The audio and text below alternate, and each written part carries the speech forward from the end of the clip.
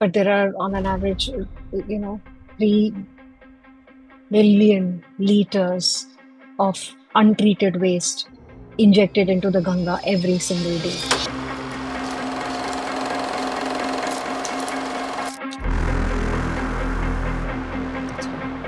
And while there are, billions of dollars have been assigned through the Ganga cleaning projects or the Yamuna cleaning projects, what I've read from reports and what I've heard from experts, uh, not much change is seen.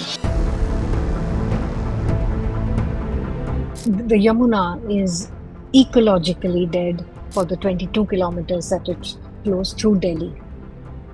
If you mentioned uh, you know, the Kumbh Mela or the Chhat Puja that happens, there were images that drew me to tears where, in the name of rituals, this father who is holding his newborn and dipping them in the toxic, foamy waters of the Yamuna 3 times. The Siachin Glacier, if you want to talk about, is 75 kilometers long. It is a battleground where the real battle is with the weather itself, because this is the first time ever that the glacier was subject to any kind of human intervention. There was no activity on that glacier. It was absolutely pure and free of human uh, activities, intervention, interference. And soon, when troops are stationed, there is now there are helipads were built, office, their stations were built. There were chemicals leaching through arms, ammunition, and other human waste was created. And soon, Siachin started seeing or continues to see, weather climatic issues such as obviously temperature rises, and because of which there are avalanches, there are storms, sudden storms, and it's said that more soldiers over there have died due to frost bites and other issues, and avalanches than conflicts between the countries. Yeah.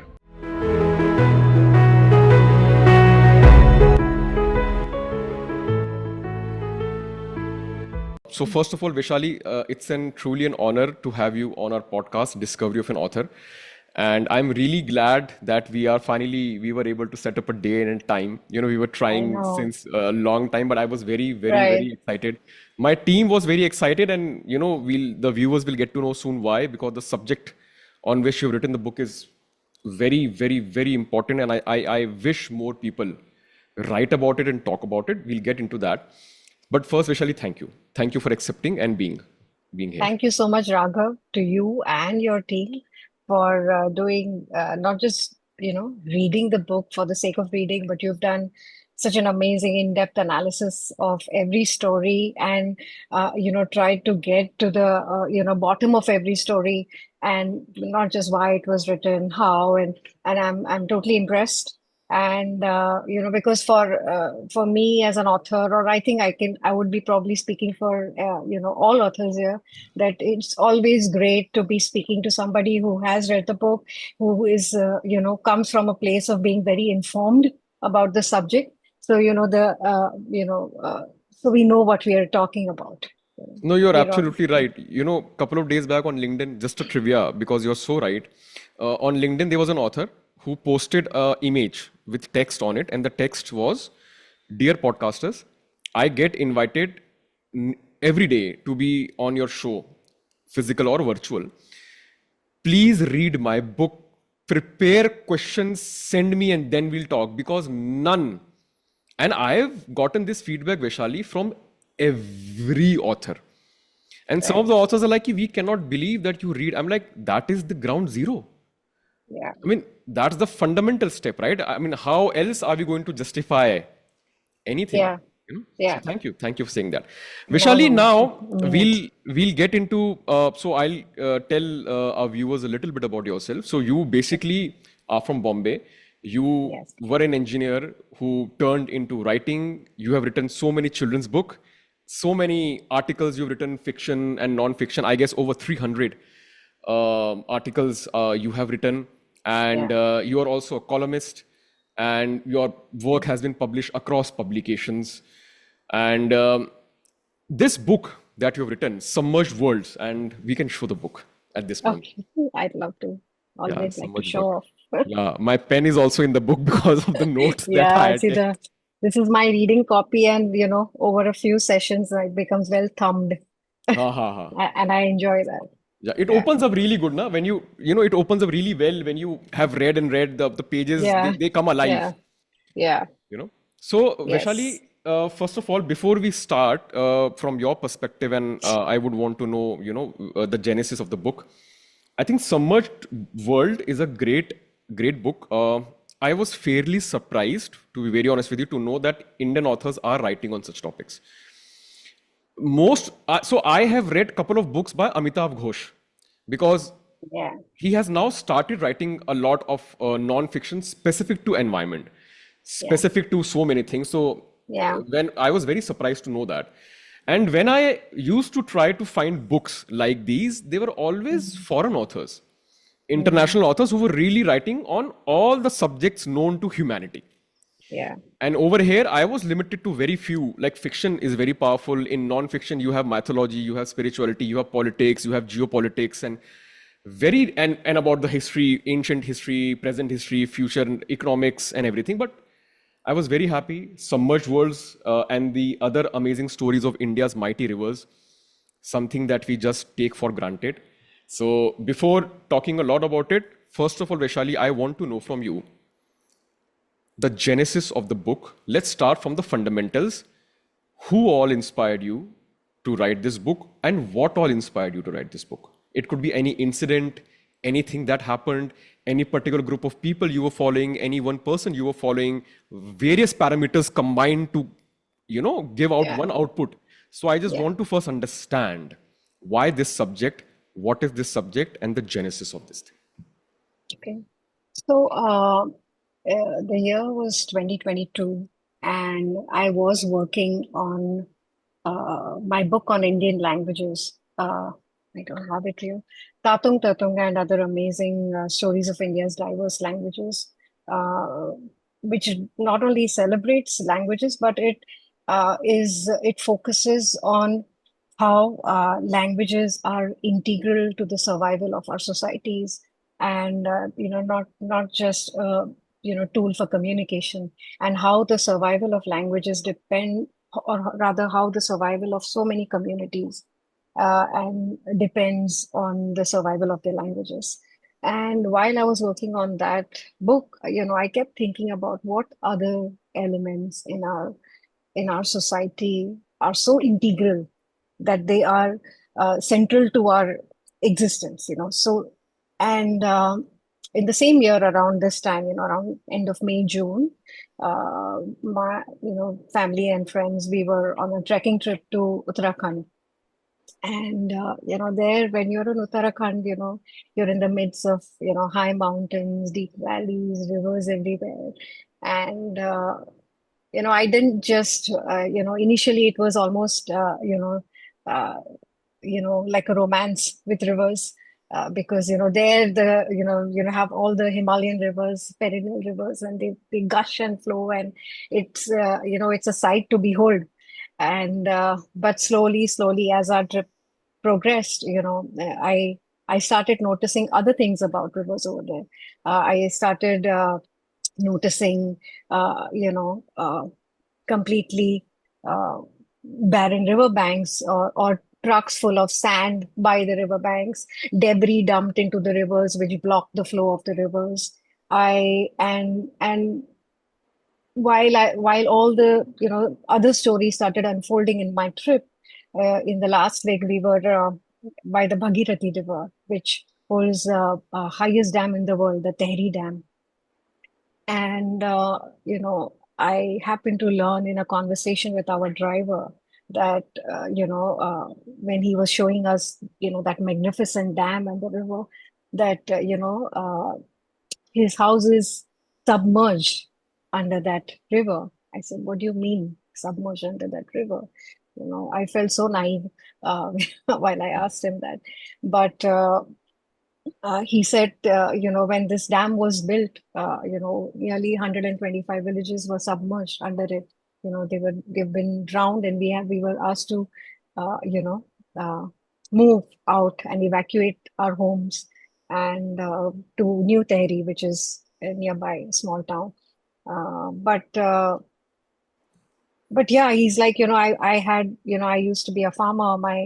We had ancestors living here, and we had generations of people living here. I had my children here, and you know, from being having land, prosperous lands, and communities, neighbors, an entire civilization in our village, we are reduced to uh, a lot of a group of people who are looking for jobs, absolutely displaced, clueless. A lot of our children don't go to proper schools. There are no proper facilities, and I've become a driver, uh, showing people, my home that lays buried or submerged under this river. And, it hit me so hard, that conversation, that I asked him, Ki, why don't you want to, would you like to share this story uh, with everybody? I could put you in touch with people who could help you. He's like, कि हमारी अगर कोई सुनता तो क्या बात होती, maybe people will listen to you. Why don't you write our story? And that's exactly I had done with Tatum Tutum. None of the stories belong to me. They are stories of speakers that celebrate, people who speak languages, because tomorrow, if you don't speak, if there are no speakers, the language ceases to exist.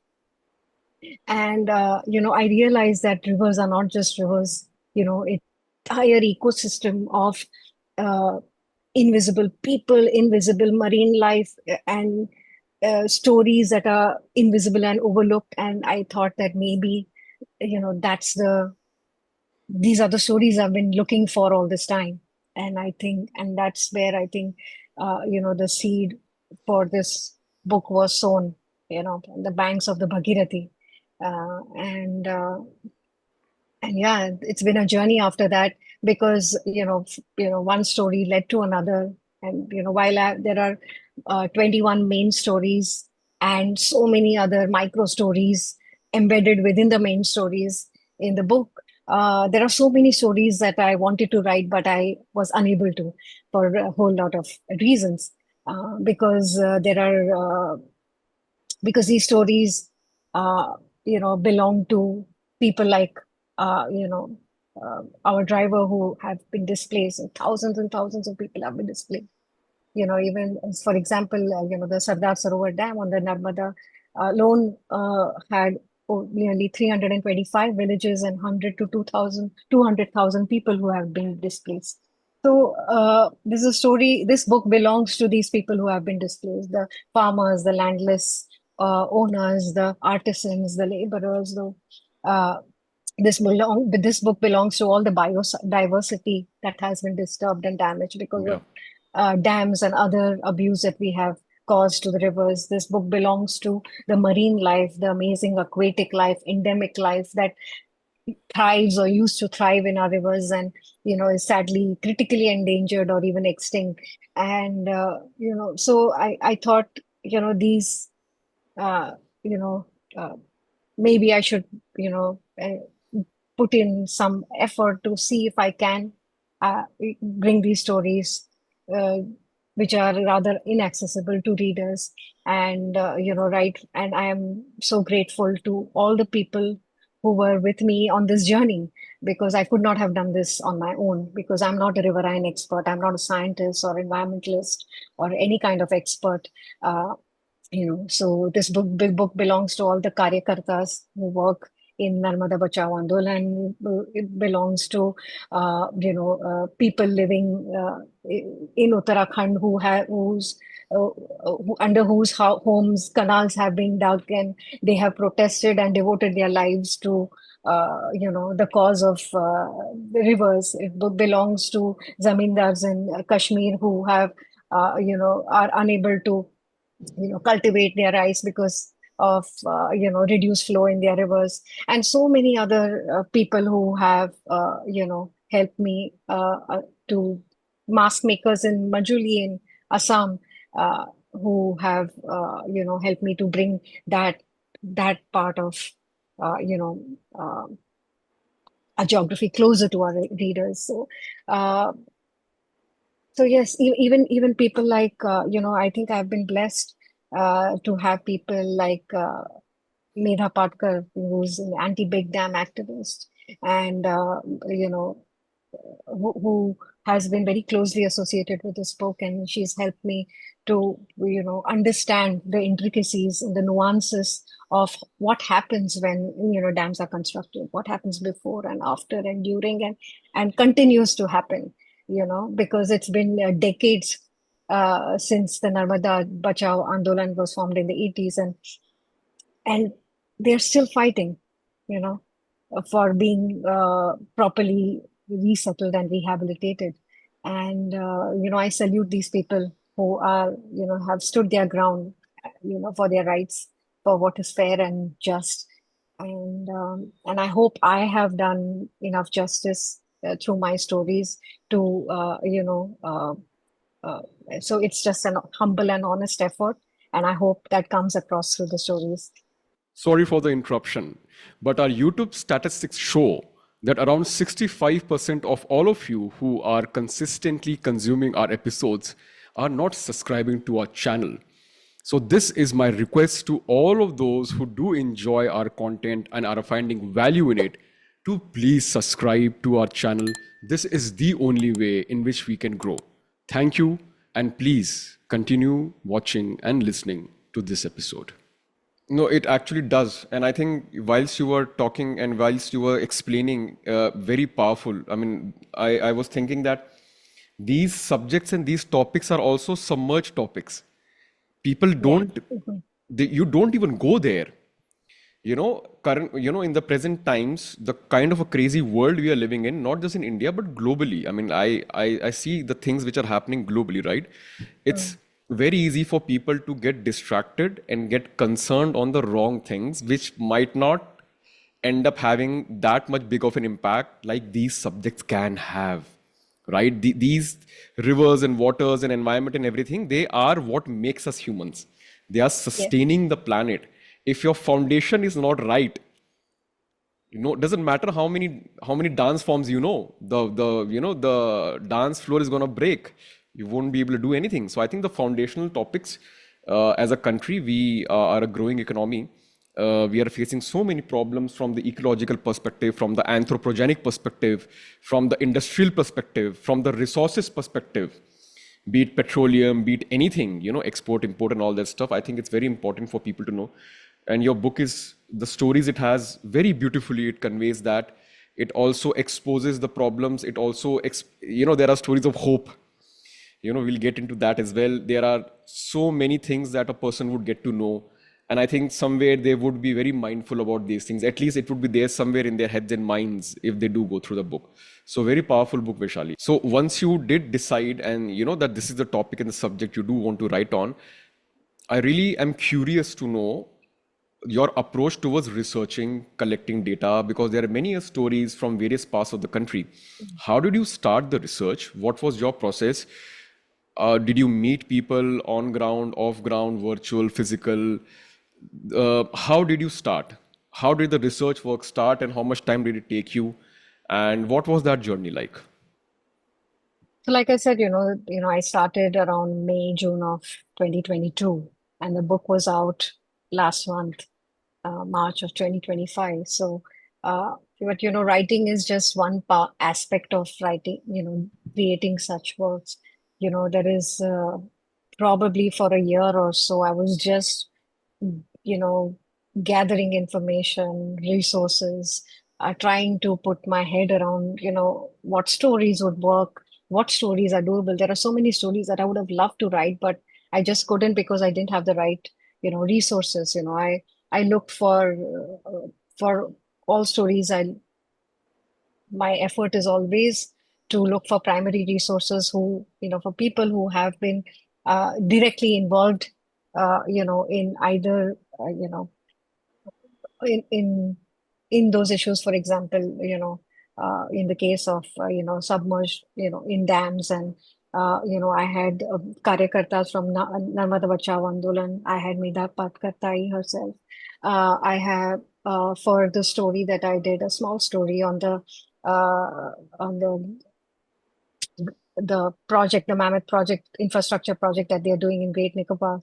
I had people who have been living in Nicobar, for the islands, for decades. Who know it like the back of their hand. People, marine ecologists, environmentalists, naturalists who have been working there.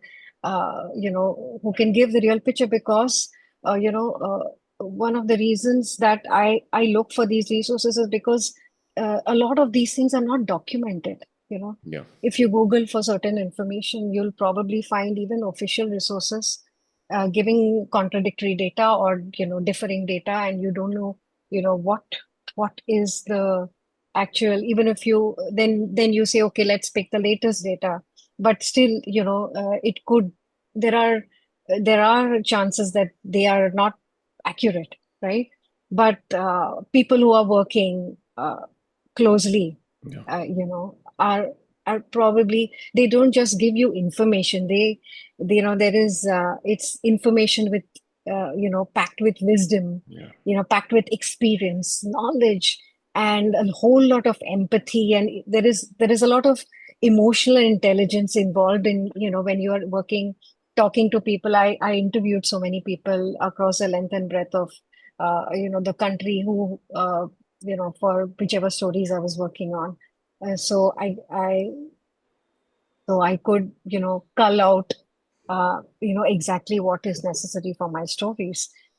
So yes, it's been a very exhaustive and yet very enriching process. I've learned a lot in with every story. So, I would finish a story and I would know, I would probably be in a better position to write the next story, and so on and so forth.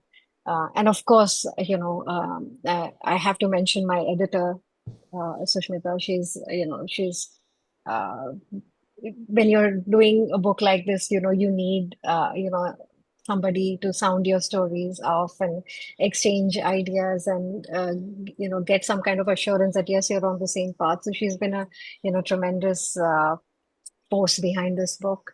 And yeah, so editors also play, a great role in structuring, giving the book a form, and ensuring that it is what it is when it comes out, and Yeah. it has, I mean, the vision is realized. Yeah. Makes sense. Uh, Vishali, now see, your book has a lot of stories from a lot of regions. It talks about various rivers. It also talks about the conditions of the rivers, what it used to be, what it is right now, and because of that, the impact that the local residents are facing. A lot of these amazing stories are there.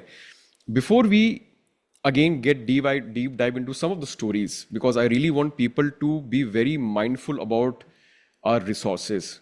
That our natural resources, if not preserved and conserved properly, will have a catastrophic effect on this entire country because of a population. Look at our population. We really have to, be very mindful about that. And as I said, these topics are submerged topics. Nobody gives a damn about these things. Like, pun intended, dams, we'll be coming to dams as well. But before that, my first question, now I want to, now let's start with the analysis of the topic. Now that we have covered the basic fundamentals of, where the genesis is coming from, your research, and where are you coming from. The first question that I want to start with analysis. So what I have learned from your book, that most of the rivers, the sources are the glaciers, the melting of the glaciers, and that is the sources for rivers, and then they flow in various regions and everything. So definitely glaciers are something which are the source of all the rivers. They're melting or not melting or preservation and everything is of utmost importance, and it is something which is very natural. Nature has been taking care of it since many eons of thousands of years and stuff like that. So I first want to start about understanding a bit about the importance and history of glaciers with respect to the Siachen Glacier. Why I'm using Siachen Glacier? There are two reasons for that. A, it is predominantly, I mean, it's mentioned in a book, and B, this is the only glacier that people know of. They don't know of any other glacier, including me, because of it's always been in the news for the military reason. It's always been in the news for political reason, for geopolitical reason. So we all have heard things around Siachen Glacier, but people really do not know why all the buff around Siachen Glacier. So before I get in, we go to Siachin, I just want to also add that, uh, the structure of the book, the stories in this book flow in like the course of a river. So, which is why the first story in this book is Guns and Roses, where I talk about, the issue of glacial melting and glacial surge, and what impact, it has on the ecosystem that it supports.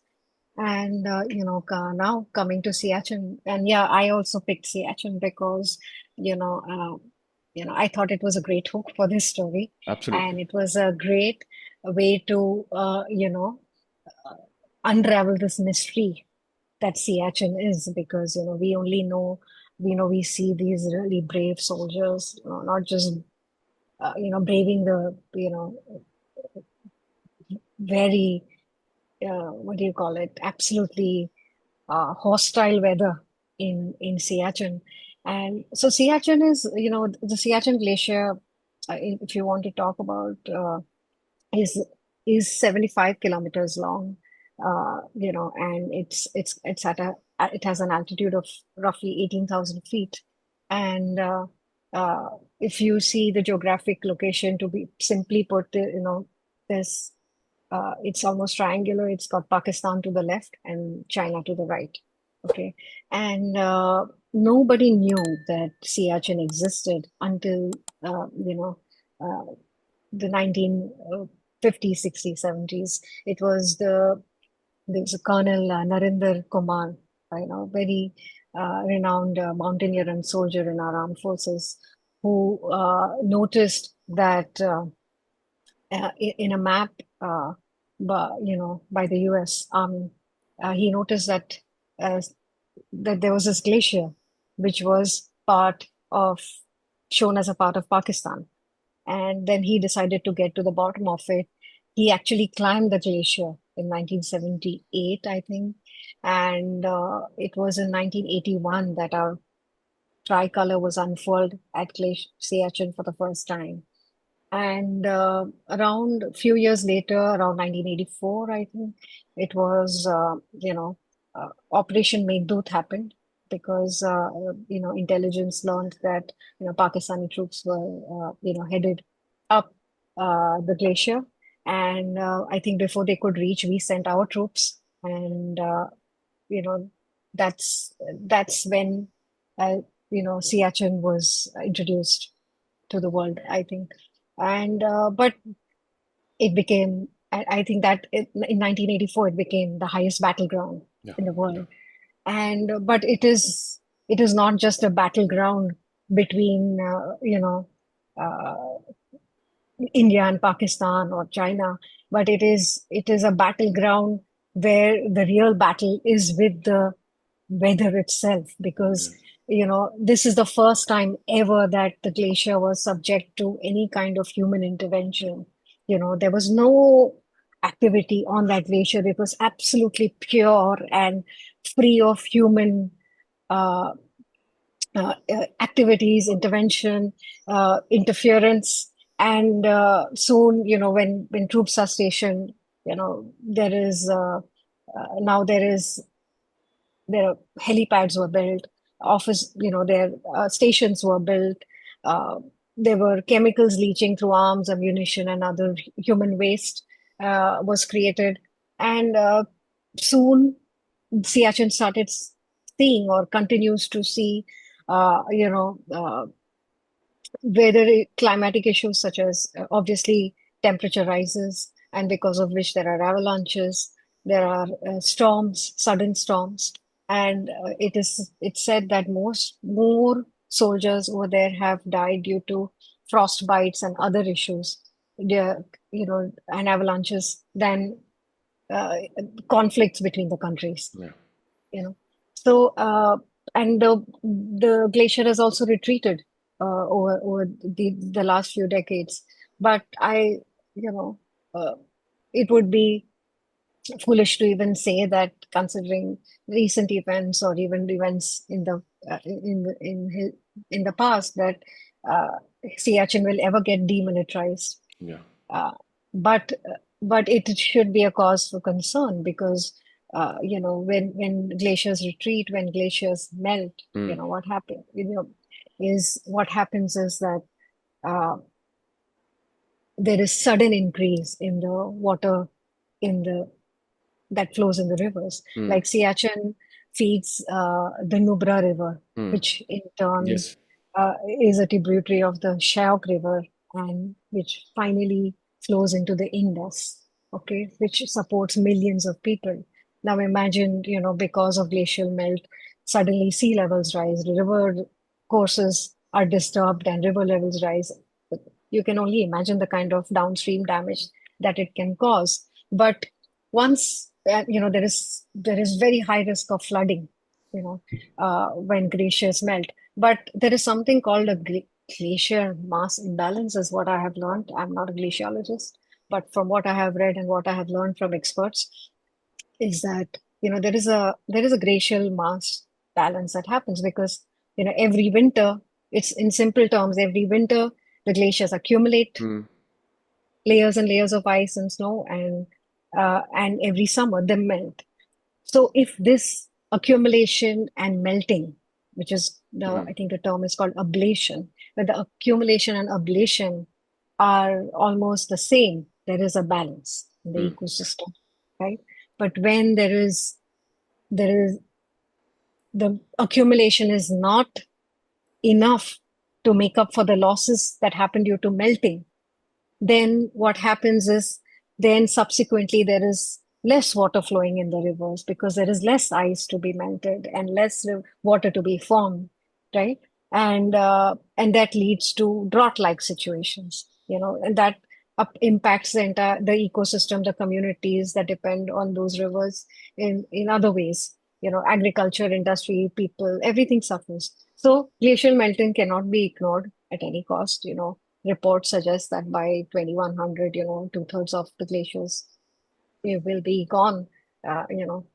Currently, there are countries in this world which have been declared as post-glacial nations. You Yeah. know, that is, all the glaciers or there are now just reduced to ice, layers of ice, and like Venezuela or Slovenia. Is it Uh, because of is all these melting of glaciers that is happening at a very rapid pace, and in some countries, as you rightly said, it's been declared as no glacier nations like Venezuela and others.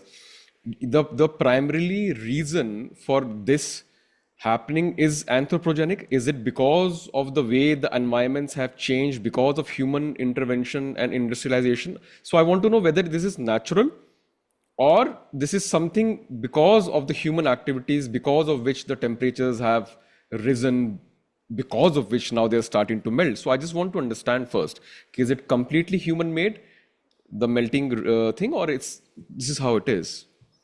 it's almost, it can't be all natural because, like I said, Mm. till till Siachin was discovered, it was like a polar region existing on it in its own rights, and there was no vegetation, right? At in Siachin, I have read reports which suggest that there has been vegetation now. So you can imagine the kind of impact. So this is obviously largely driven by human Yeah. activities. The fossil fuels, till we use clean and renewable resources, till we reduce and, or use fossil fuels in discrete manners, till we change the way we live, this kind of damage, because let's face it, a lot of damage has been done. Yes. Okay, a lot of damage can be referred to as irreversible damage also, but we can prevent further damage. Yes. That's by changing our ways. And of course, it's one person overnight changing to renewable energy. It's not going to help. This has to happen collectively. As a society, we need to do this Yeah. with the support of the government, and because everybody needs to play a role to restore these ecosystems, which is really, really the need of the hour.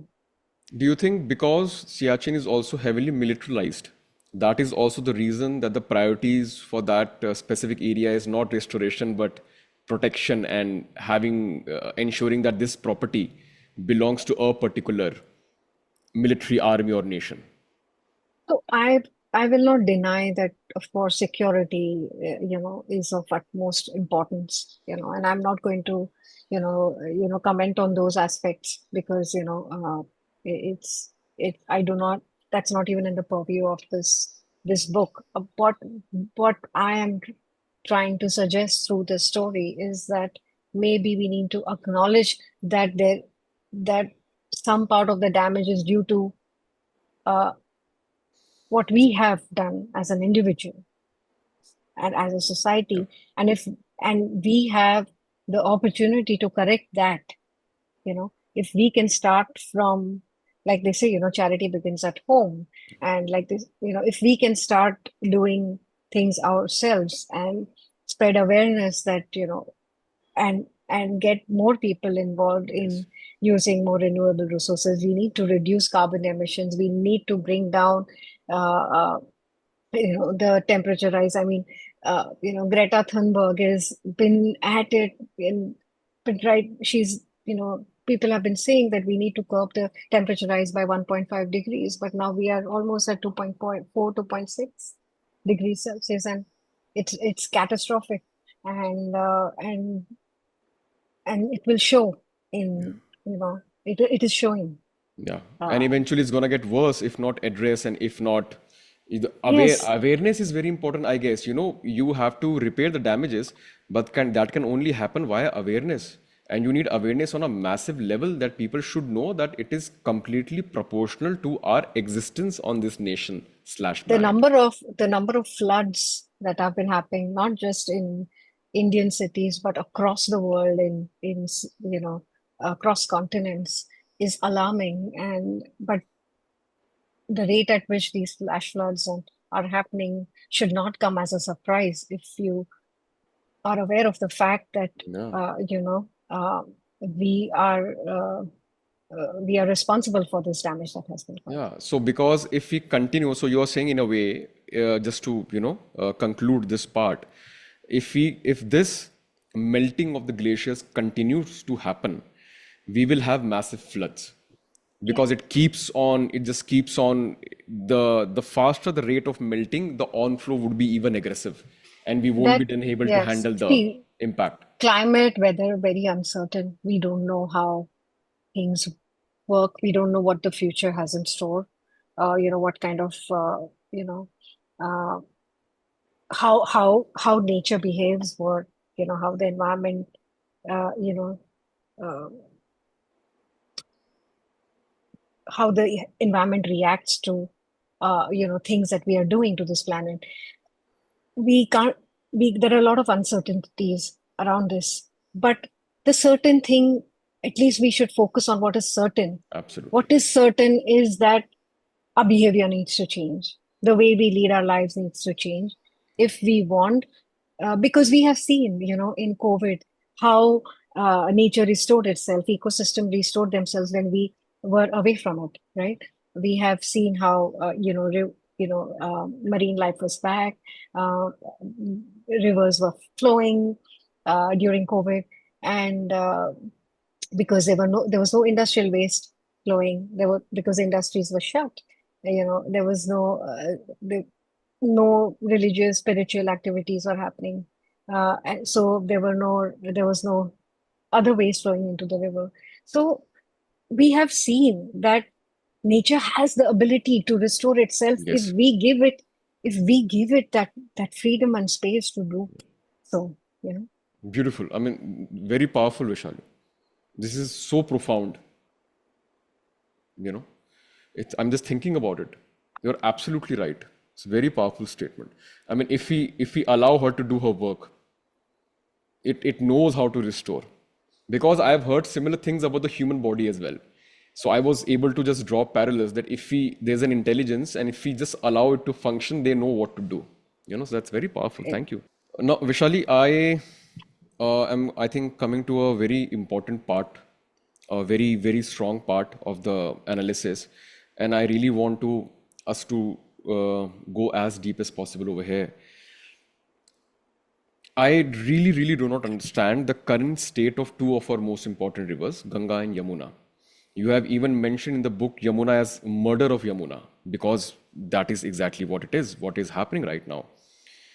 What I really want to know, without creating a paragraph of a question, is that how is it possible? It's beyond me. How is it possible that we have abused Ganga and Yamuna so much that they're practically dead or dying, or in the process, or eventually they will? On one hand, you call them gods and goddesses, you give them that stature. And on the other hand, they are being abused, polluted. Vishali, your viewpoint, your opinion, as much as you want to deep dive, why have we nearly killed our two of the most important rivers, Ganga and Yamuna? the the book would have been incomplete without talking about the Ganga and the Yamuna. The Ganga, which feeds more than 600 million people in uh, its uh, its where it flows, and the Yamuna is one major tributary of the Ganga.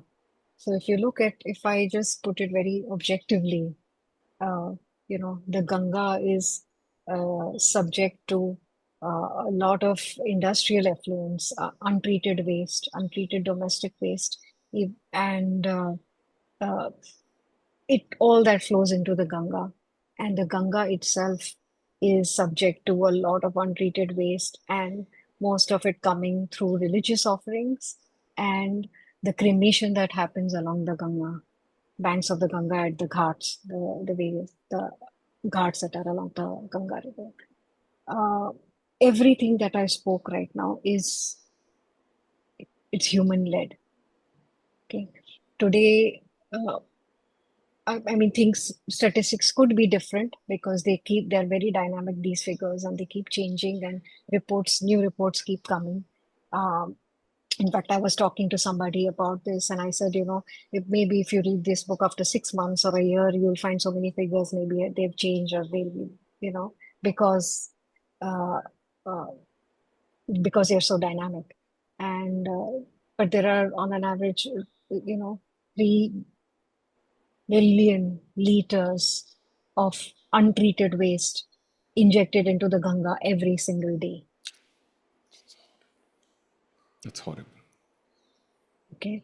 And while there are, uh, billions of, uh, dollars have been assigned through, the Ganga cleaning projects or the Yamuna cleaning projects, what I've read from reports and what I've heard from experts, uh, not much change is seen.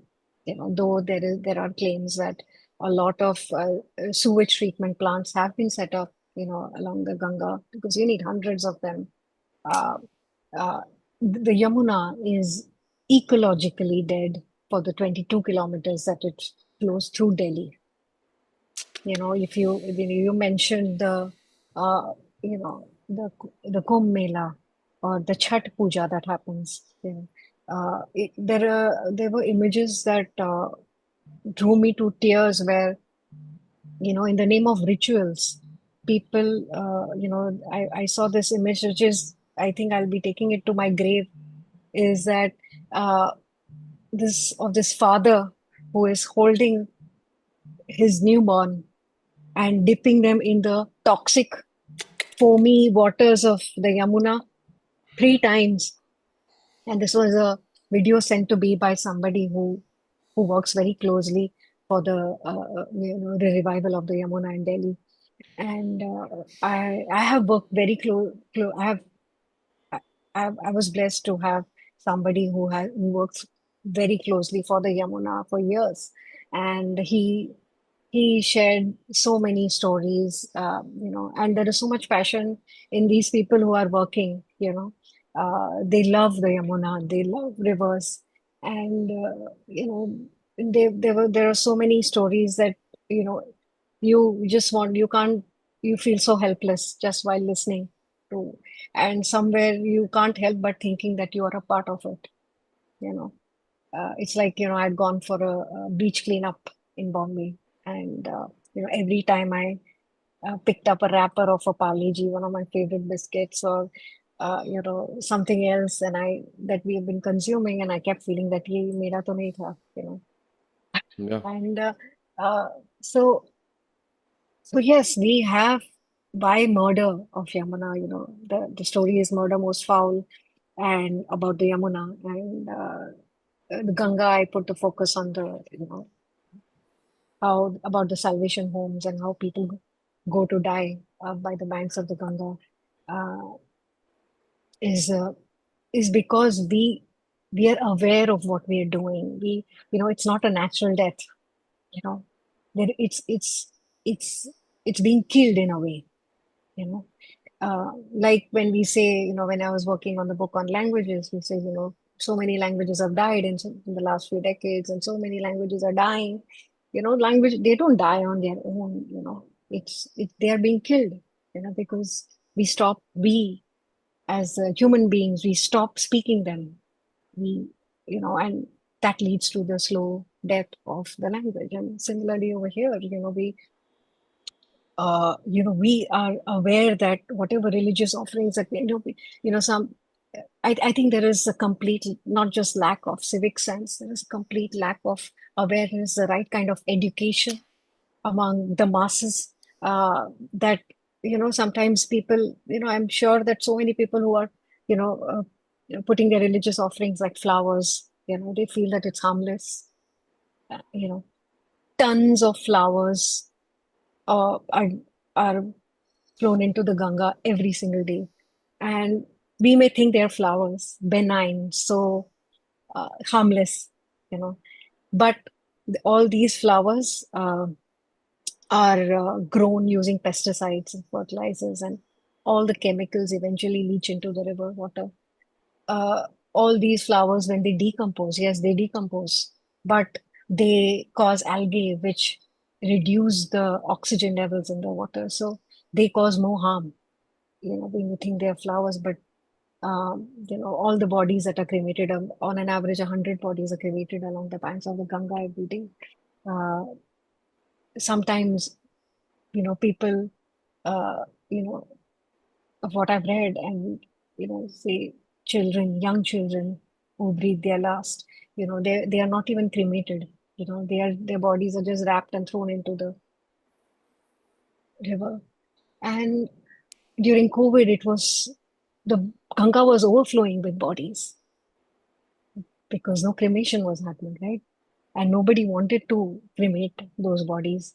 So so yes, the readers, listeners, it's not as depressing as I make it sound, but yes, uh, you know, these are facts that we should not turn a blind eye or a deaf ear to. There are some amazing stories uh, that that enthrall us in a way, but then there are these stories uh, form like an underlayer to these stories that uh, you know are like a, what do you call it? They hide these stories. We don't see these stories. We don't see these things happening around us. So we out of sight, out of mind kind of a thing, right? That what we don't see, we don't really think much about or care much about. But uh, But yeah, these through these, the stories in this book, maybe we can visualize what's happening. We can understand the gravity of the problem, and at least acknowledge that these these issues exist and they need to be addressed. There are a lot of people, working for the purification of the Ganga, which is currently today's day one of the most Ganga and Yamuna are the most polluted rivers in our country. Um, so yes, we need to even the Sabarmati is one of the most polluted rivers in the country, and yes, we need to. These are important for the existence, survival of, the civilizations along that it supports, and we need to, for our future generation, we need to set up and do something about this. Vishali, the next question is also very interesting, and I think food for thought. So, in the book, whilst I was reading a book, I got to know that they are trying to revive Saraswati, which is an ancient river which was lost. Now, the question that is, why should we try to revive the lost rivers when we can work on improving what we currently have? Or if we feel that yes, we have the capacity of doing both in parallel, that is one use case. We have enough resources, we have enough clarity, we have enough people and money, we can handle them both because for us both are important. One obviously from the tourism and perspective, and one obviously from the ecological perspective. Or the second use case could have been ki, yes, our step one is correct. We have taken care of what we have right now. It's all back on track. Now let's take a one step ahead and try to revive what was lost as well. So I want to understand your perspective. Does it make sense in today's day and age for us to revive Saraswati? Or it is very imperative that first we focus on the problems that we have with the rivers, and then if we think about reviving what has already been lost, that would make more sense. So just want to know your perspective on this as well. What is the right approach?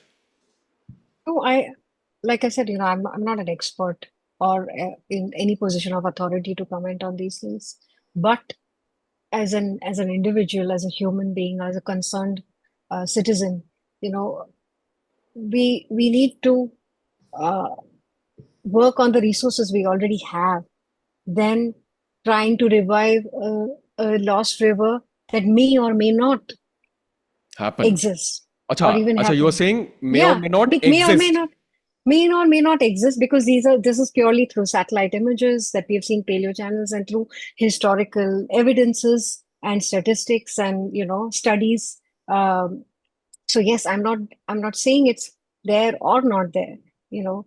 Uh, but what I'm saying is the efforts, the resources that will be required to revive a lost river, you know, if that kind of effort uh, is uh, is that kind of investment is made in reviving our the flowing rivers, the rivers that could flow and restoring ecosystems and preserving ecosystems and creating, say sanctuaries around rivers so that they stay protected instead of building riverfronts and taking measures where such that, rivers, their rivers are thriving resources of in freshwater body. Uh, I feel that investment is more necessary, Yes. and we need to protect and conserve what we already have than trying to get what is may or may not happen, Something that is less because concrete. yes, Yeah, makes sense. the possibility of reviving a dead river or a river that has been assumed to be dead, or and the possibility of reviving a river that we know exists, and investment is not just in cleaning the river, investment is in uh, education, spreading awareness, the cleanup, and ensuring that they stay clean. Yeah. Ensuring that We do not reclaim floodplains. We ensuring that we do not have huge infrastructure projects, using up the floodplains and river and the areas around the rivers. Uh, it's important because today that is what has happened. You know, we are going further and further away from these natural resources, and which is why Yes. there is a huge disconnect between us and the rivers. You know, we no longer live by we say that we live by the river banks because we don't see them anymore. They have been, huge infrastructure projects have happened, concretization has happened, dam construction has happened. So we don't see them anymore. We need to see them. We need to, experience these rivers. And it's only then that we can, I um, feel that kind of empathy Yes. and towards them, and understand that yes, we have the Daisa River flowing in Mumbai in the Sanjay Gandhi National Park, and uh, you know um, Aslam Sayed, who conducts these amazing river walks along the Daisa River, and I had gone on one of these walks. It was such an amazing experience. It's a small, it's a few kilometers, but we get to walk by the river, get to walk through the river, we get to swim, we get to see the fish, uh, and it's amazing to see how you, as a person, you are so changed after just a couple of hours of walking by that river, Yeah. you know, and you start thinking differently. You start, and which is why I feel we need to go actively pursue such walks and experiences by the river, not just as tourists, not just as people who have just come there to take a stroll or a walk, but somebody who wants to look closer and who wants to um, have a more involved experience Yeah. and understand, an experience where you're understanding the rivers and how much they mean to us Yeah. and how much we mean to them. So, Vaishali, the next thing which I really want to understand, because of the current uh, geopolitical engagements that have been happening between India and Pakistan with respect to the war ecosystem, the Indus Water Treaty is something that came up. I think a couple of weeks back when India decided to stop the treaty. I think before that, even I was not aware of such a treaty that existed. I had no idea. I really did not know anything about the treaty at all. So I want you, because it is somewhat mentioned in the book as well. You have mentioned certain conditions and certain things. What constitutes a treaty? What is a treaty? So many treaties are there around the world. India has treaties with China, with Bangladesh, with Pakistan. With Pakistan, we have the Indus Water Treaty. So just want to understand the significance of Indus Water Treaty signed between India and Pakistan.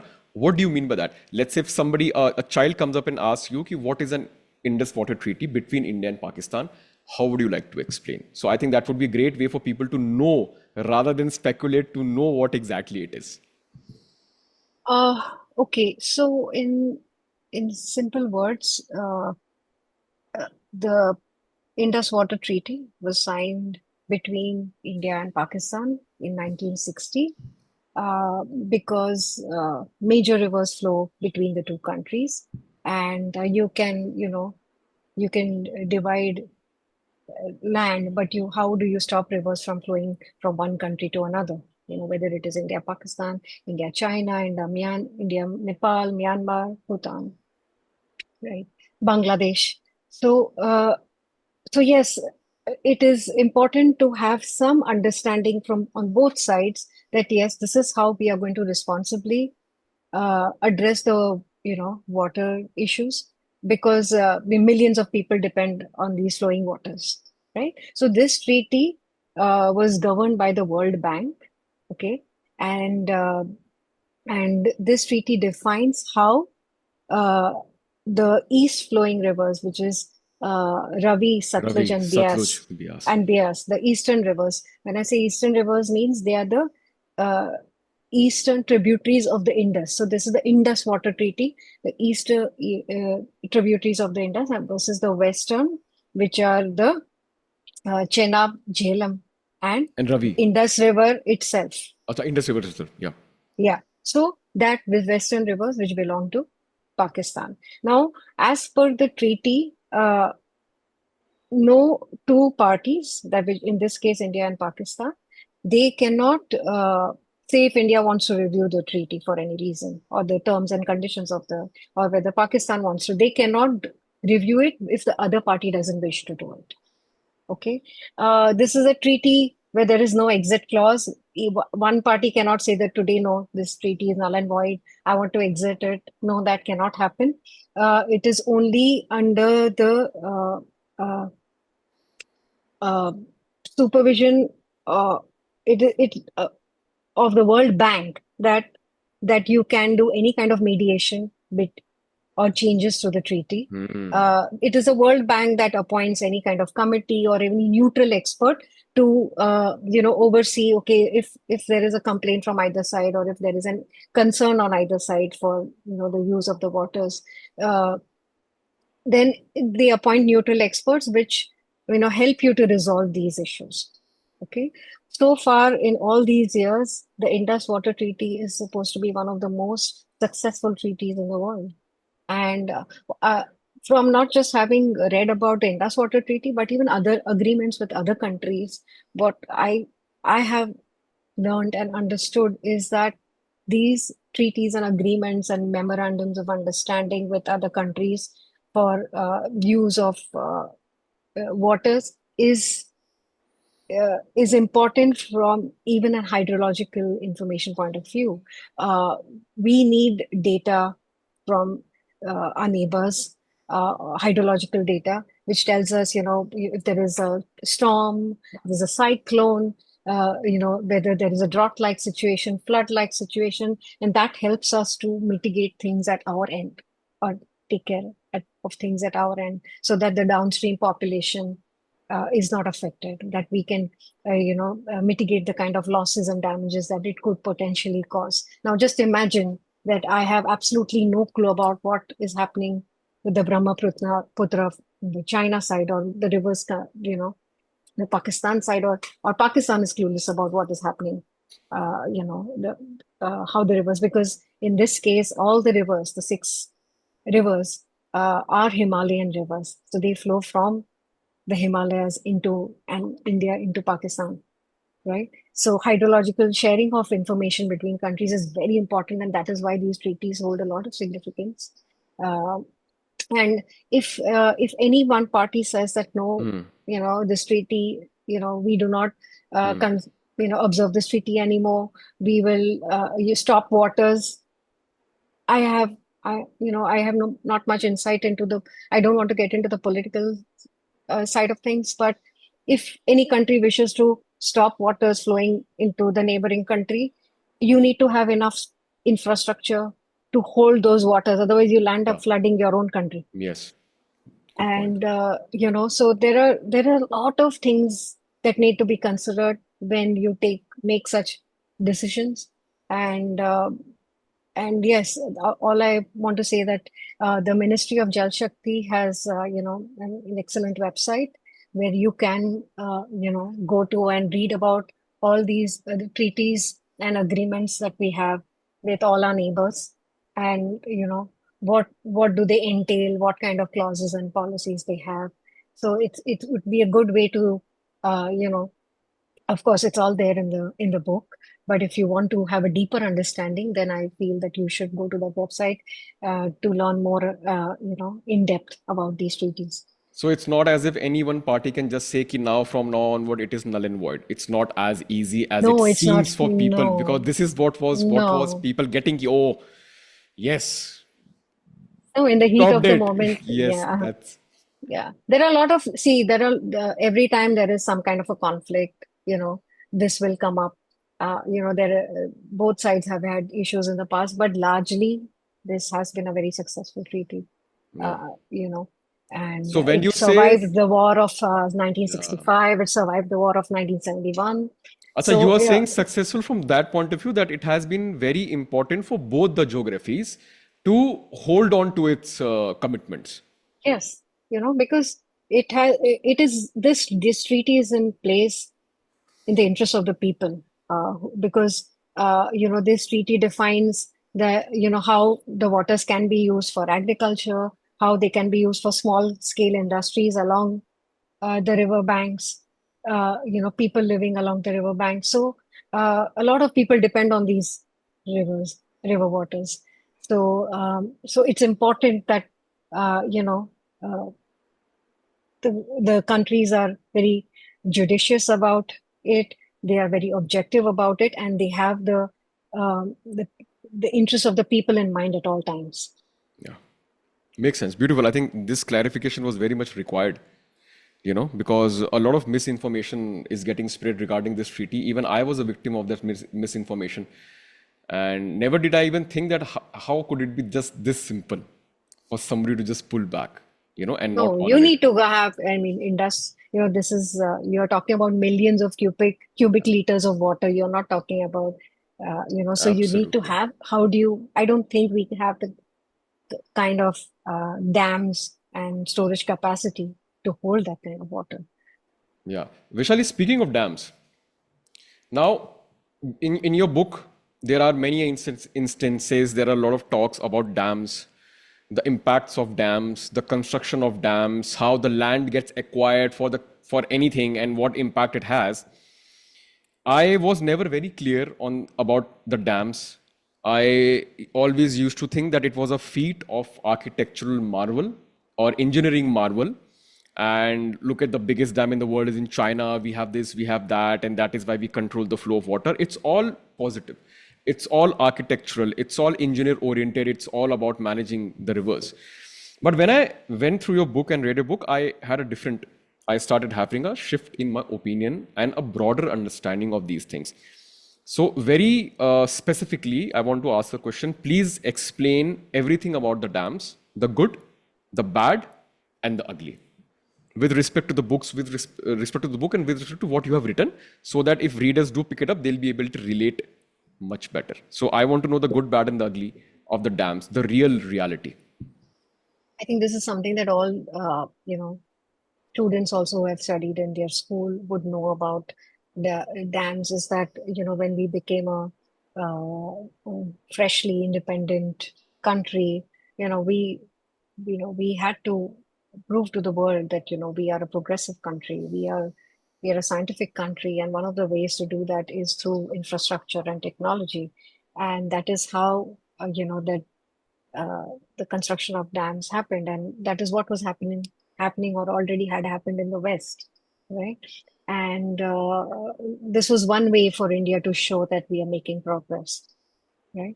Uh, without probably understanding the ecological impact it would have decades later, you know.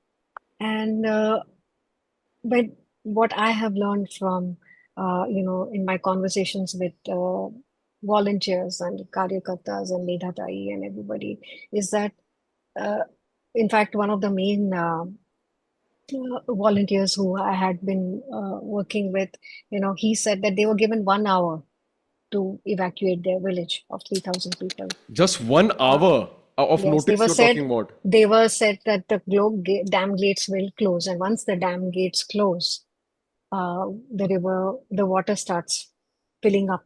Yep. Yeah. That is called So, submergence. So yeah. submergence means all the villages, land, agricultural land, everything uh, is submerged under that water that is uh, that is stored, that the reservoir that is created. And when that happens, is it's not just that people get displaced. There is centuries of culture, tradition that gets lost. There is livelihoods get lost. People are clueless. In most of these places where dams are constructed, people, you may think that, oh, they are not educated people, but they are they have immense amount of knowledge, wisdom, and experience about the natural world because they have probably been farmers. Yeah. They're into agriculture. They have been living so close to nature that they have a wealth of information and knowledge and education that beats any education that can be had. And so that's all they know. That's all they know. They know to till the land. They know how to grow food. And when that is taken away, what do these people do? And these submerged lands, the land, and when you construct dams, you don't just you need space, you need land. So acres and acres of land are acquired, cleared. That could be mean forests, that could be villages, that could be agricultural land. They're cleared for the construction of not just dams, but offices, helipads, warehouses, godowns, and a lot of other infrastructure that comes along with it. And the people who are displaced, they are generally promised proper resettlement and Hmm. rehabilitation. So resettlement means that they are resettled from into another village or place. Maybe they given a house and land. But I've read about so many cases where people have been resettled into places where the terrain is so rocky that you can't grow anything over there. Then it's not agricultural land. You know, uh, sometimes they promise only compensation, but how long does a compensation? How long does money last? Last. you know Livelihood, if these people are the people, and not just the people, for generations they have been farming. So now these people have been reduced to landless owners. They have been reduced to laborers, being laborers in this probably the same construction sites where their land has been taken. So a lot of unfair practices have been happening with the construction of dams. And if you read accounts and speeches by, anti-dam activists like Arundhati Roy or Hmm. Medha Patkar and so many others, you will understand that they are still fighting court cases, as I speak, so that people, get what they were promised and get what is fair and just and what they deserve. Because you are, you know, it's like, just imagine if you have to just leave your home. They just said you pack up your, whatever you can, and leave. So typically people just grab some utensils, basic things, and leave. How you can't even take everything with you. So just imagine you just have to leave, and then you don't know anything. You don't know if your child is going to get a school to go to. There'll be medical facilities. There will be food. So it's not the it's something that people should be aware of. That I also marveled at the sight of the Tehri Dam. It's Absolutely. magnificent. Magnificent. And but after my conversation, I totally shook up all my you know my perceived notions about and what I knew about. But Vishali, Um, these dams, see, there are again a couple of sides, right? A, dams as an yeah, engineering marvel are something that is a global thing, right? yeah, It's yeah, everywhere. That is yeah. one. Like we have roads, like we have trains and cars. It's something that's global. It's everywhere. I mean, they exist for a reason. Okay. So what I want to know is that are the anti-dam activists against the existence of dams? Or are No, they against the way the processes around the dams in India is getting created with respect to the people, the land, the displacement, the acquisition, and everything? That's what I want to know. they are not against dams. They are against big dams. Acha. Because that takes, what happens is sometimes these big dams are built between states. Say, for example, Maharashtra, Madhya Pradesh, Gujarat are are affected by all the dams that are built on the Narmada River. Okay. Okay. Now, there is what happens is that when dams are built, it also impacts.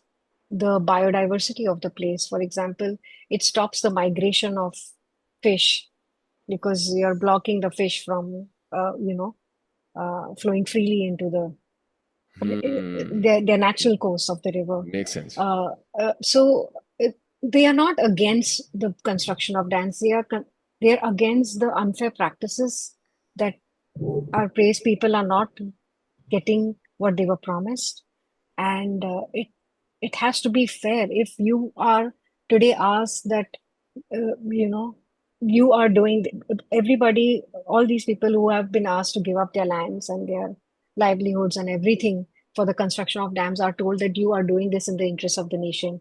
You are, you're being doing this for your country.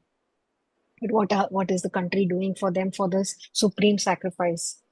You know, there's a lot at stake. These, there is a beautiful website, we call the Oral Histories of the Narmada, where there are recorded accounts of what people went through, and I've heard so many of them, and you know, each one of them sends a chill down my spine. Uh, as to, you can't just trying to even close your eyes and imagine being in their place. You can't do that. You want to shake yourself out of it Yeah, because it's not pretty. It's There's tremendous amount of struggle. There's tremendous amount of uh, because you think about your children.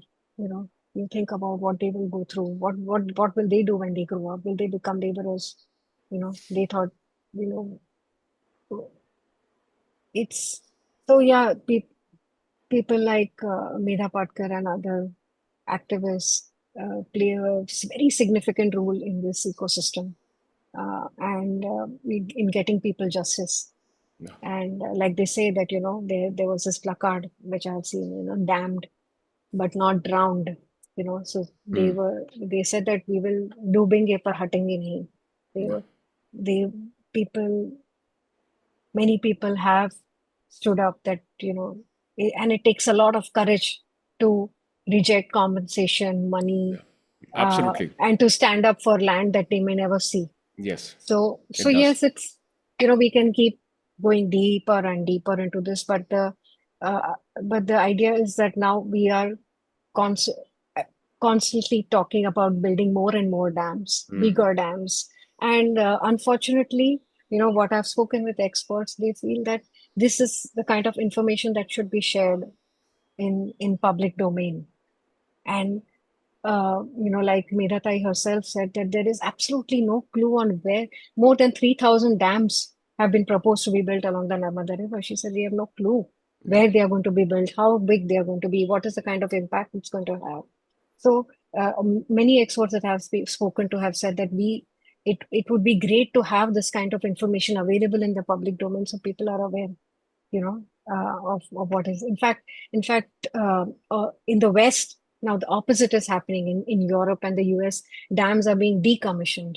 Oh, You know, interesting. I was pe about to pe go there. Yeah, yeah, ask people that. are they are removing old dams that are not serving any purpose. They are dams that are taking more resources in terms of being maintained. Yeah, So they are doing away with those dams. And it's not an easy process, but they are doing away and they are seeing the benefits of that. There have been so many success stories where they have seen, uh, you know, uh, fish coming back, biodiversity coming, being restored, entire forests and ecosystem being restored. And in fact, in the US, more than 2,000 dams have been decommissioned. Of course, there are more, I think more than 90,000 dams. But yes, not there are some dams that are necessary, but I think what as organizations and responsible governments need to acknowledge uh, reports, analysis, studies, warnings by environmentalists, naturalists, scientists, and take cognizance of all of this wisdom, and then take the necessary steps. Build dams, but I'm sure there is way to build infrastructure while Yeah. not causing harm to the environment. I'm sure it's possible, and I certainly hope, I sincerely hope that you know these important reports are never ignored, because they're vital information uh, that can help in taking better decisions when it comes to building dams and other infrastructure around water bodies. Makes sense. I mean, that's really very important, because even I used to feel that the anti-dam activists are against the construction of dams. But thank you for clarifying. That is absolutely not the case. Vishali, next, what I really want to know, I think it's a very important chapter in the book, W for Water, W for Women. So, and I'm going to read, something as a part of the question because I think it was very impactful. In the chapter W for Water, W for Women, you have added an interesting point of view from the gender aspect of the situation, wherein so many of the rivers are actually treated as female genders or goddesses, Saraswati, uh, Ganga, Yamuna. And women are a major part of different commercial industries associated with water bodies. They take care of water needs at home and a lot of things. So what I basically want to ask, how do you think women can be better involved in such decisions? In your opinion, how this can lead to betterment? So let's flip the story. Let's completely take it from the perspective of the in my case the opposite gender. Uh, so, um, so I wouldn't want to get into the history and mythology of the Absolutely fine. rivers and Absolutely gods right fine. now. I think I would like to focus on in fact, when you say W, the story says W for water, W for women, and I would also add W for water warriors. If you see recent images, it's summer and, there is water shortage everywhere. And, if for those who are on social media and are following certain, either news accounts or, water conservation accounts, you will see images of uh, people who are uh, climbing down wells just to get, a jar of water, and then climbing up, then again climbing down. And all these people are women. Okay. Uh, since times immemorial, it is the women who are very, very closely associated with water bodies. If if you're talking about villages and the rural parts of the country, you will see images of women uh, gathering along ghats uh, for washing, cleaning, bathing purposes. They it was it socializing around water bodies. Uh, Even water management for domestic use, for example, all the collecting of water, storage of water for drinking, cleaning, cooking purposes, and even the entire uh, you know recycling of water that happens at home. I remember for the first 25 years of my life, we used to get water for just 30 minutes in a day, and that too in a common tap, municipal tap, where we had to go down and get. And I remember my sisters and my mother, we used to go down with small pails, whatever we could carry. I used to stand in my balcony, drop a bucket down. My sister used to fill it, and we used to fill it back. And I used to marvel at how my mother used to use those few buckets of water for a family of five, for drinking, for cleaning, for cooking, washing, bathing, everything that you can think of. How she used to reuse water, and nobody taught her that. We have not, even learned at school or anywhere else. It's just instinctive. I think women have that instinct. And I'm not saying that other genders don't, but I just feel that No, it's a fact. we Yeah, are it's a fact. closely Yeah. associated with, and I feel that uh, they care about the water they use, because they look at it from a very different perspective. It's not commercial for them. It's something that is to be shared, to be conserved, to be used in used appropriately, not to be wasted. And I feel that if women are brought on board to make critical decisions when it comes to conservation and preservation of water bodies for river revival, you will, Google river revival in India, and you will, come up, read, the search will throw up so many stories about river revival in Rajasthan and down south, where women have been so actively involved because they know, women in the villages know where the rivers flow, where they don't, where the waters are active, where they are not, where the river is full, where it's not, uh, where the land is flourishing. So women have so much wisdom and knowledge about, and I think it would be great. And it's not just, when I say it's not I as in me. There are reports that suggest that, if women are brought on board, I think it would be phenomenal because, women, even there are so many gender misnomers, like, for example, professions that are associated with rivers. So let's talk about fishing. We hear about fishermen and boatmen. You don't hear about boat woman or a fisherwoman, though, after the fish are caught, all the drying, the cleaning, the cooking, the selling, all of it is managed by the women.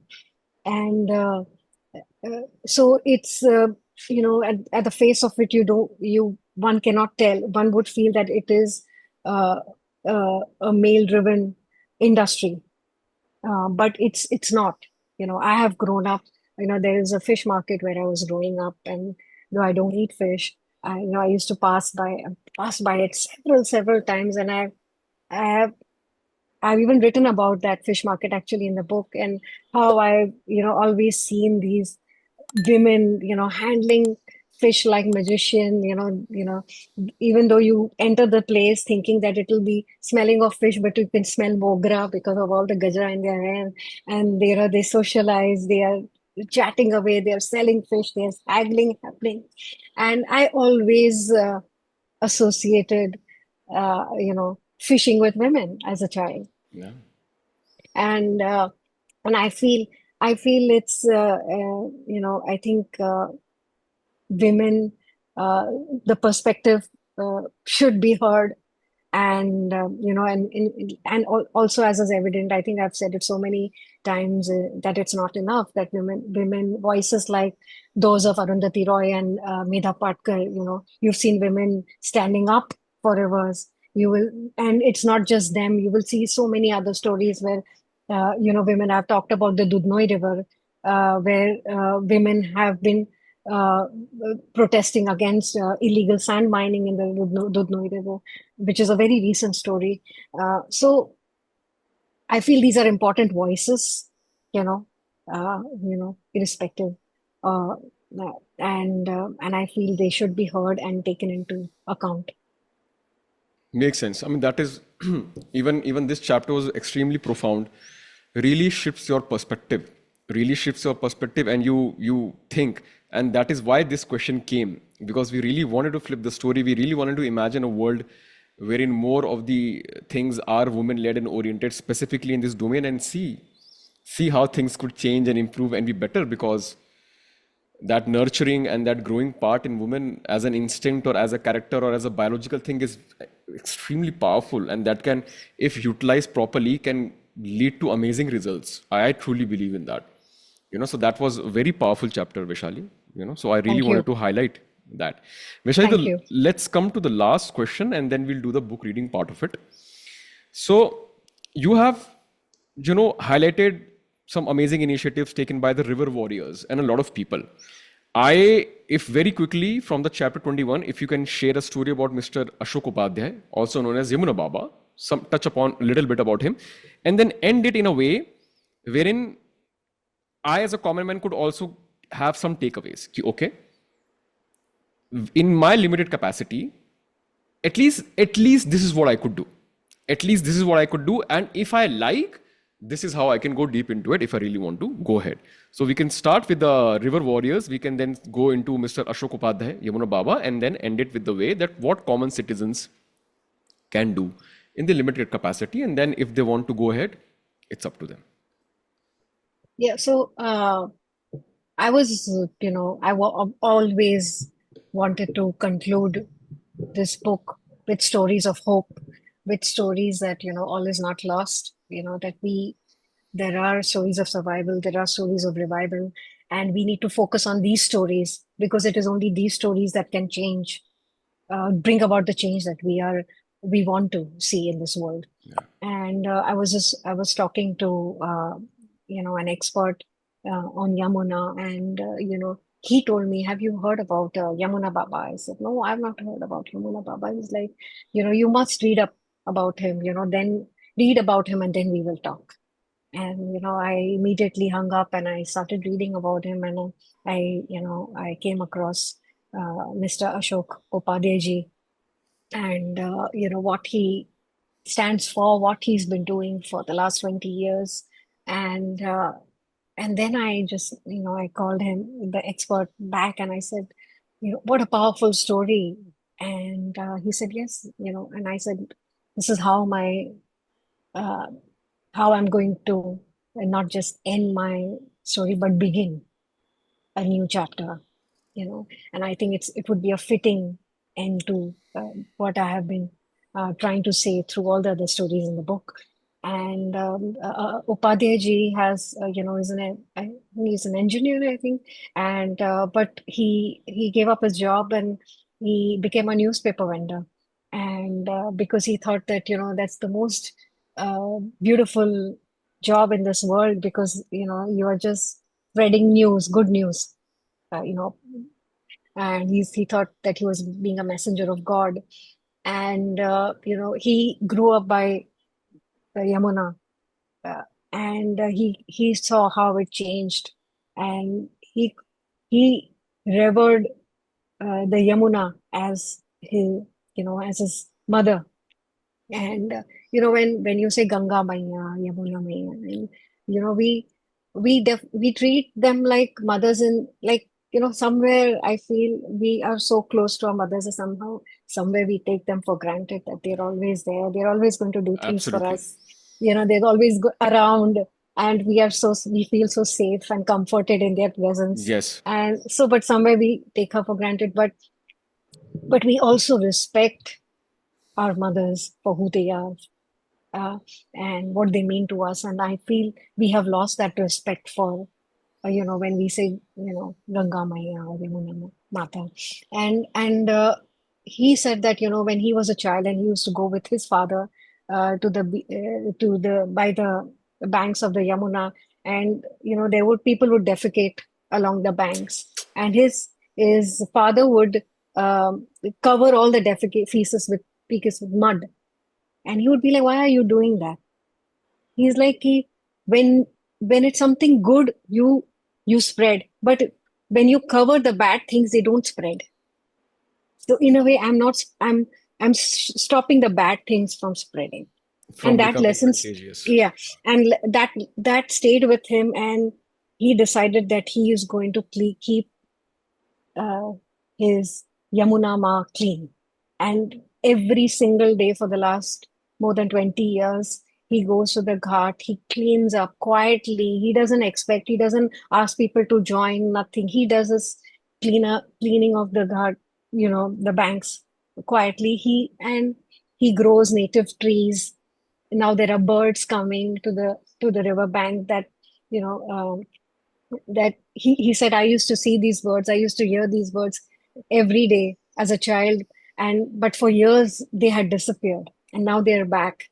uh, and just by watching him do this day on day, morning, noon, and evening, slowly people started joining him from all walks of life, you know and they became a part of, they became the friends of the Yamuna, and together now they're, that they are a solid more than 1,000 people who join him every day in their capacity, in their time, to contribute towards the cleaning of the Yamuna Ghat.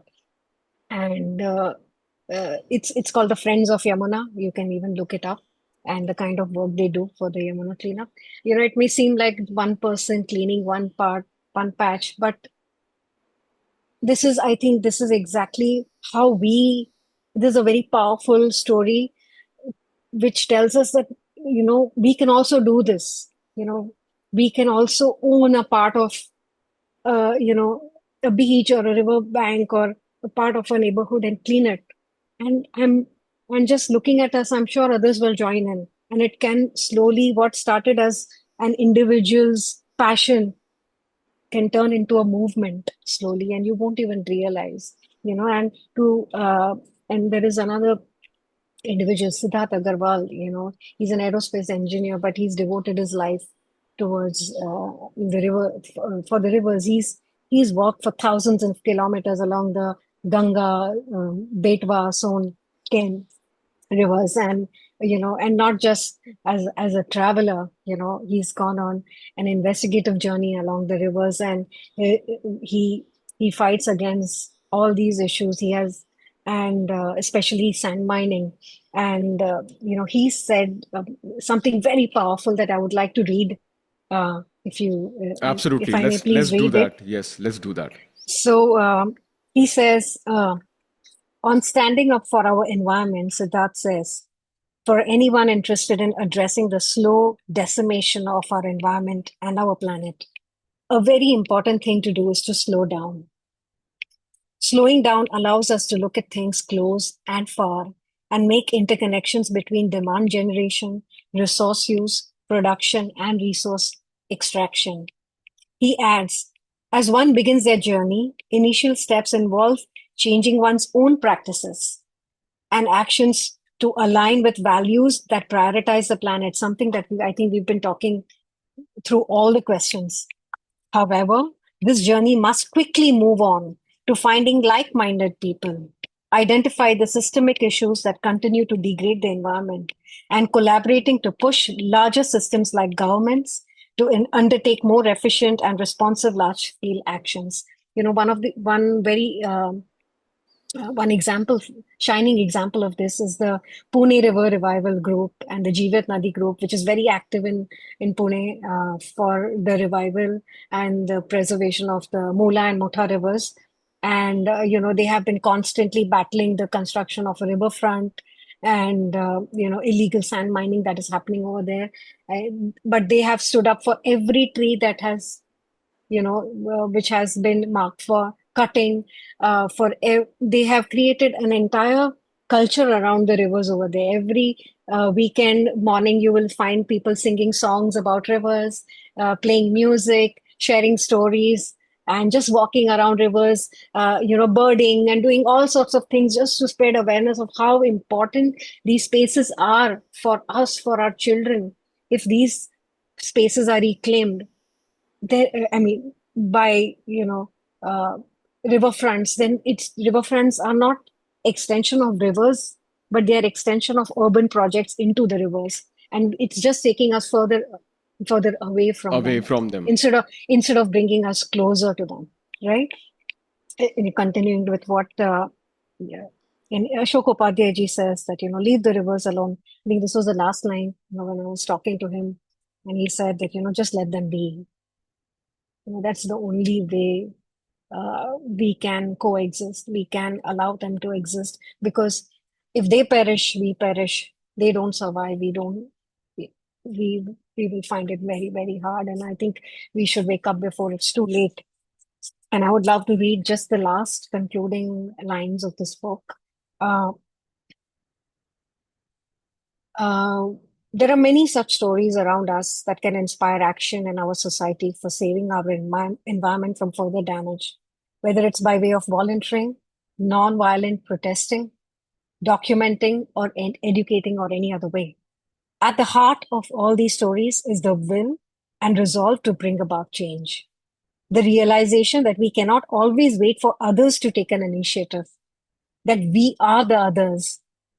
We say, koi to karega. Somebody will do it. But we are that somebody. That we too need to be one of these stories. At the heart of all these stories is the hope that someday our governments will rise to the occasion and extend their support to individuals and organizations who have been working towards riverine ecosystems in their own capacities, so that larger goals can be met, while ensuring that the various acts and policies designed to protect these ecosystems are exercised with due diligence. At the heart of these stories is a hope that someday our rivers will be clean, that someday our rivers will flow freely like they are meant to. Beautiful. I mean, that others part, that we are the others. Let's not wait for somebody else to come and do magic. We all know the spells. It's just the intention of using them and creating magic. I think that's absolutely beautiful. Let them be, let rivers be them. They have their intelligence, they know what to be done. I think it's beautiful. Absolutely profound. Absolute. Vishali, just one small thing. Like, is there something like I'm a normal citizen? I now am bought into the concept. I do understand everything. Very small things that, okay, one thing that is coming up to my mind is that ki when I will go for any religious activities on such a river, I very mindfully and respectfully would not be, Right. putting out any kind of a flower or a diya or Offerings. anything like that, Yeah. with due respect. With Right. because for me it is a goddess, and if it is Yeah. a goddess, why would I want to abuse her or pollute her, Right. right? So, do you think that even if this attitude somebody can take and a lot of people can do it, and adopt this attitude, changes can happen. We can see substantial changes, at least on a very ground level. And these are the kind of awareness, do you think, that people should at least try to understand and practice? Because Uh, not everybody can go very deep into it, but majorly for people just to be very thoughtful and mindful about. uh, so, keeping the mythology aside, one of the reasons why we say that, Ganga is the river goddess, is so that, in the name of God, at least we don't pollute. Okay, Beautiful point. if you see, in it's a very common sight in Bombay, along streets, in buildings when you're climbing stairs, at the turn, Photos of you will gods and see photos, small tiles, tiles you will see of tiles, gods, goddesses, so that so people that don't people don't spit. spit, right? So at least भगवान के नाम पे तो कोई नहीं करेगा. So that is the thought, though, uh, it is. It is just it's a basic responsibility as a citizen, that we are more aware. Maybe, for example, in, there are massive changes that have been brought about in Bombay during Ganesh festivals. More and more people are going the ecological, eco-friendly Ganesha way. But I always tell, my friends and family that the day Lal Bagh Cha Raja will be eco-friendly, that's the day things will change, Yeah, you I've know. been there. But if Lal Bagh Cha Raja when can be, POP, you know. Makes sense. So it's, and I think it also stems from, like I said, the will to bring that change. You Makes have sense. to be willing. You want to, like today, I refuse to use plastic bottles, drink mineral water anywhere. I carry as far as possible, so my children carry. So anybody traveling with me carries. When we travel anywhere, we check into places. We ensure that all uh, mineral water bottles are out before we check into the rooms. That they have been replaced with regular, normal filter water bottles or jars. These are very small changes, but they bring about a huge amount of change. Today, what is the biggest plastic waste that you see outside? The PET bottles, plastic bottles.